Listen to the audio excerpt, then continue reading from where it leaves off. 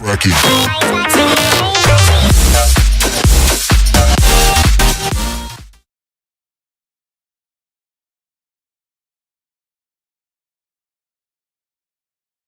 Modelamiento hidrológico con GR2M.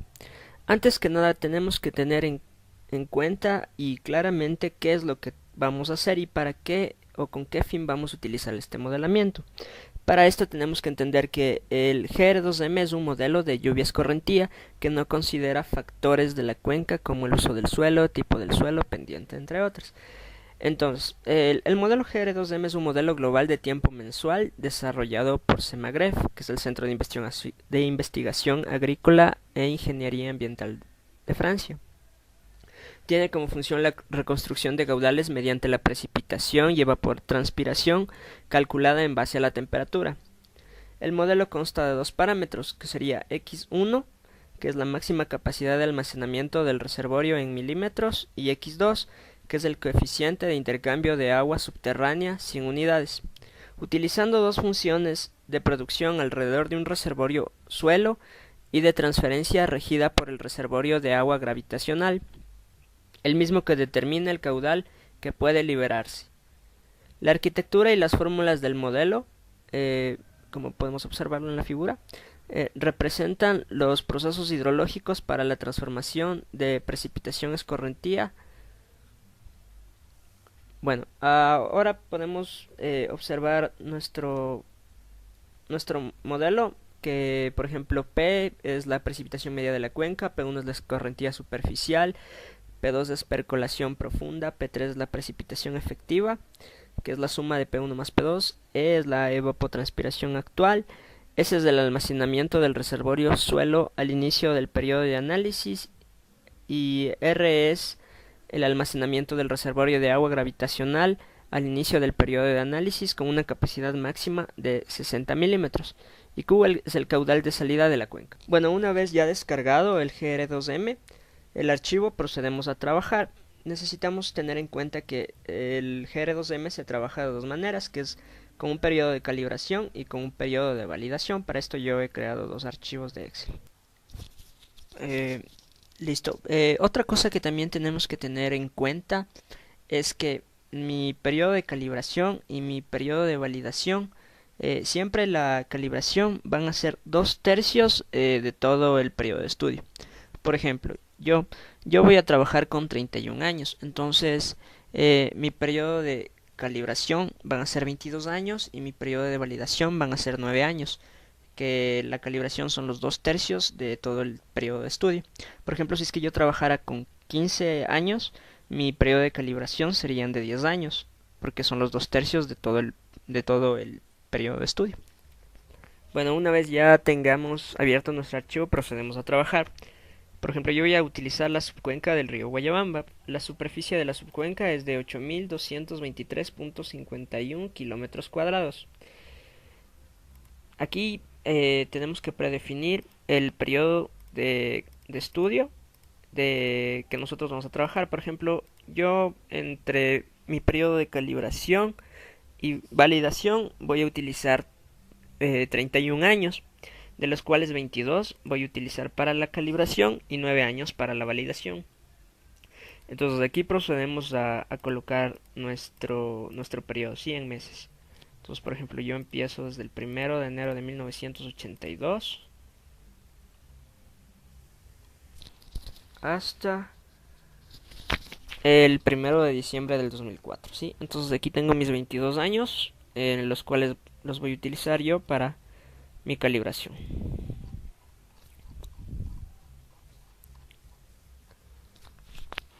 Ya, listo. Una vez ya tenga predefinidos los meses, procedemos a completar con nuestros datos de precipitación, evapotranspiración y caudal en metros cúbicos sobre segundos. Ya, entonces una vez que ya tengamos completa esta tabla de aquí, procedemos a la calibración. Para esto, en el periodo nosotros predefinimos un periodo de calentamiento. Por ejemplo, mi periodo de calentamiento va a ser un año, que va a ser en 1982, ¿sí? Entonces yo aquí pongo 12, que son de 12 meses. Y aquí se calibra a partir del 1 de 1983. Sí, si ven que el 1982 quedó como mi periodo de calentamiento. Entonces, una vez ya tenga predefinido mi periodo de calentamiento, procedo a poner el total de meses de mi periodo de estudio. Entonces, mi periodo de estudio son 22 años, por lo cual voy a multiplicar 22 por 12, que serían 264 meses, ¿sí? Entonces, con 264 meses vemos que mi periodo de calibración no se ajusta. Entonces voy a bajar hasta que se ajuste, sí. Entonces, hasta que mi periodo desde el 83 al 2004, contando un año de calentamiento, se ajuste correctamente. Entonces, una vez ya tenga hecho esto, procedo a utilizar la herramienta Solver. Para esto hay que definir qué es la herramienta Solver o qué es lo que hace. Entonces, Solver es un complemento que comienza a permutar. Esto quiere decir comienza a hacer combinaciones para maximizar o minimizar estos valores. Por ejemplo, lo que hace Solver es encontrar un equilibrio entre estos dos valores mediante un análisis de hipótesis.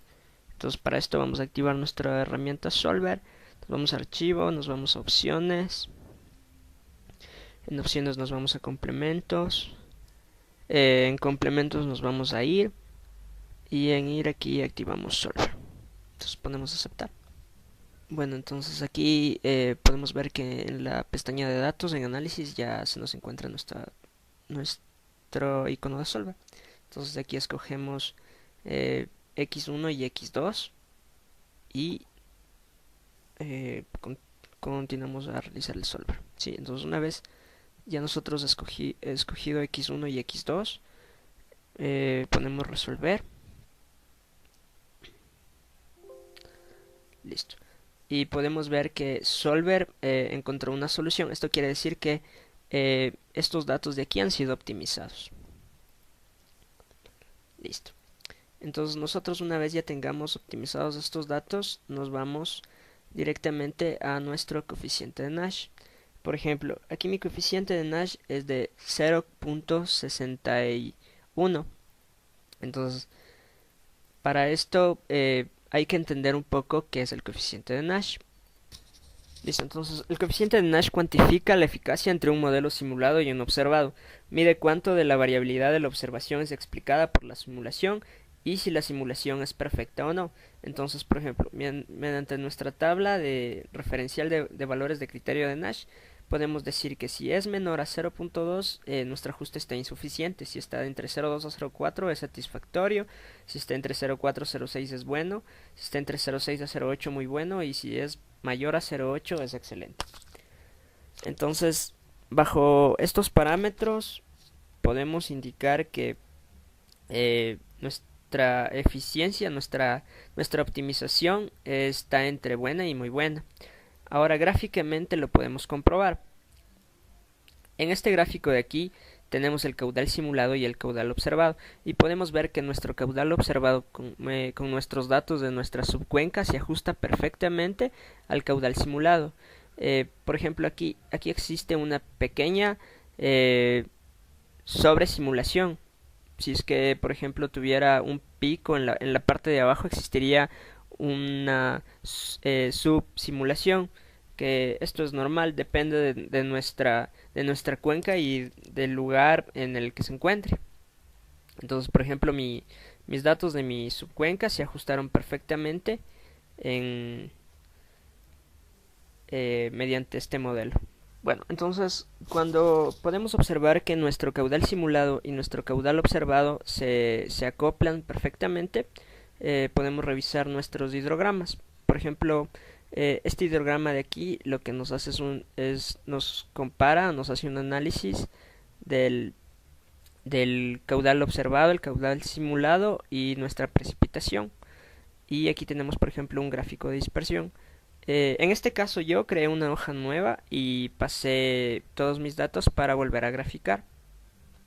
Entonces, por ejemplo, aquí tenemos la precipitación, tenemos nuestro caudal y nuestro caudal simulado.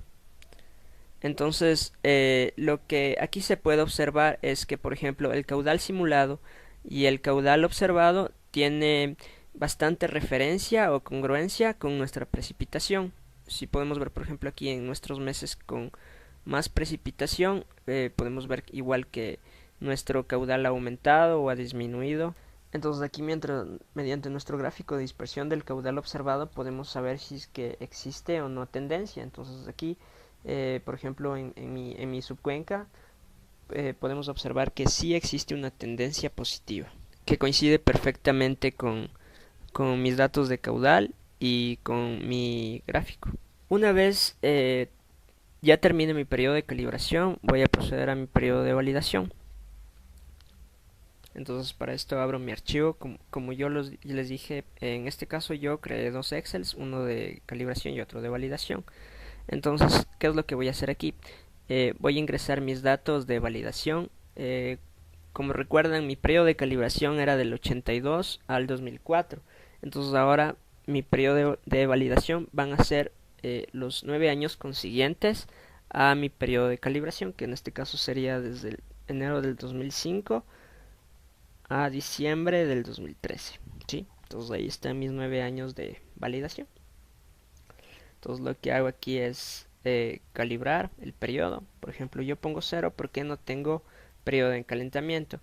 Ahora, por ejemplo, si yo quisiera trabajar en el mismo Excel calibración y validación, o tuviera todos los datos aquí desde calibración y validación, tendría que escoger aquí mi periodo de calentamiento, todo el periodo anterior que es el de calibración. Por ejemplo, como yo empecé a trabajar de 1982 al 2004, son los 22 años. Entonces, esos 22 años, si es que yo trabajara en el mismo Excel, tendría que predefinir aquí con 264 meses. ¿Sí? Entonces, tomaría todo el periodo de calibración como mi calentamiento. ¿Sí? Entonces, en este caso, como yo utilicé otro Excel, le pongo 0.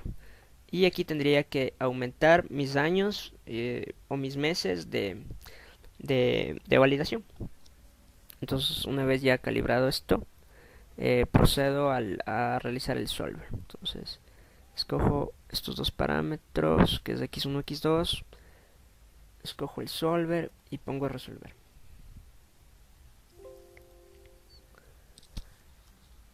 Listo, entonces el solver ha optimizado mi x1 y mi x2, entonces vamos a verlo en la gráfica, ¿sí? Entonces en la gráfica podemos ver que mi periodo de validación igual se ha acoplado perfectamente, ¿sí? Entonces el caudal simulado con el caudal observado de la validación está perfectamente acoplado, ¿sí? Esto quiere decir que no se sobresimula o se subsimula, ¿sí? Salvo en pequeños casos. Listo, entonces ahora vamos a ver nuestro hidrograma. Podemos ver que igual hay congruencia, igual nuestro gráfico de dispersión. Entonces, igual que en el archivo de calibración que yo realicé, volví a pasar los datos para volver a graficar, ¿sí? Entonces podemos ver aquí, por ejemplo, en mi periodo de validación, la precipitación con el caudal observado y el caudal simulado tienen congruencia, ¿sí? Entonces los periodos de mayor precipitación van a haber mayor presencia de caudal, ¿sí? O sea, va a aumentar el caudal. Y en nuestro caudal observado, nuestra tendencia, igual podemos ver que existe una tendencia positiva, ¿sí? Que coincide con nuestros datos y coincide con nuestras gráficas. Entonces, para mi subcuenca, el modelo GR2M se ha acoplado muy bien. Como les dije al principio, este modelo no siempre se acopla a todas las subcuencas o a todas las cuencas, ¿sí? Entonces depende bastante de varios factores. Por ejemplo, algo que se puede hacer si es que en un caso no se ajusta completamente nuestro caudal simulado con nuestro caudal observado, es modificar los valores iniciales, ¿sí? En específico, el valor iniciado de este reservorio, del reservorio 2, ¿sí? Entonces podemos ver, por ejemplo, que el reservorio 2 tiene un máximo de 60 milímetros, ¿sí? Entonces aquí nosotros estamos trabajando con 20. Podríamos ponerle, no sé, qué sé yo, 25 o 30. y podemos ver que nuestro criterio de Nash se va ajustando, ¿sí? Entonces se puede más o menos ir moviendo esto para ver si es que se nos puede ajustar de una mejor manera nuestro criterio de Nash. Como ya lo dije, de 0.60 está entre bueno y muy bueno. Si es que nosotros, por ejemplo, encontramos un 0.40, podría ser aceptable en este caso como académicamente para estudios. Entonces, lo máximo que se puede utilizar aquí es 60, que son 60 milímetros, ¿sí? Entonces yo voy a dejarlo con 20 porque en 20 se ajustó perfectamente mi subcuenca. Como conclusión, puedo decir en mi caso que el modelo GR2M alcanzó una eficiencia satisfactoria en la simulación de caudales con un coeficiente de Nash de 0.62, que es muy bueno. Como ya lo dije al principio, este modelamiento no siempre se acopla perfectamente a todas las cuencas o subcuencas. ¿Sí? En mi caso se acopló muy bien, pero por ejemplo hay subcuencas o cuencas en las que no el caudal simulado y el caudal observado no van a tener, por ejemplo, este tipo de acoplamiento, ¿sí? Van a tener subsimulación o sobresimulación. Entonces, si es que nosotros estamos realizando un trabajo, tendríamos que argumentar el por qué. Muchas veces es, por ejemplo, la toma de datos de precipitación, evapotranspiración y caudal.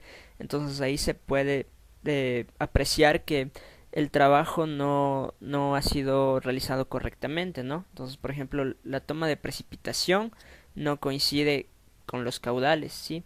Entonces, se tendría que argumentar el por qué. O algunos casos en algunas cuencas o subcuencas, por ejemplo, la estación hidrológica, desde, qué sé yo, desde el 2000 al 2005, tienen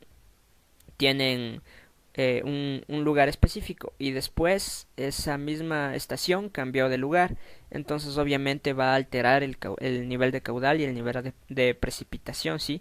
No van a coincidir, entonces se tendría que analizar el porqué y argumentar en el trabajo.